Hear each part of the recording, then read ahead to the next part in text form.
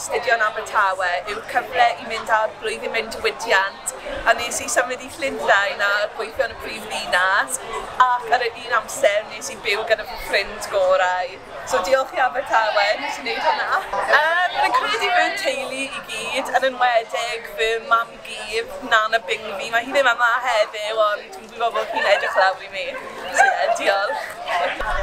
Wel, rwy'n ffodus iawn, mae gen i swydd yn marchnata ar gyfer Brifysgol Abertawe, ond dwi'n credu hefyd fy antur nesaf bydd teithio i'r ochr arall y byd, i Awstralia. Felly os mae S4C eisiau dogfen, dwi'n dymerch. Credu jyst cymryd fantais o'r cyfleoedd yn y Brifysgol ac ymchwiliwch pa cyfleoedd sydd yn cuddio tu ôl gynradd. Fel mae yna blwyddyn mewn diwydiant, blwyddyn tramor. Fel yn y byd go iawn, does dim siwmai o'r cefnogaeth yma.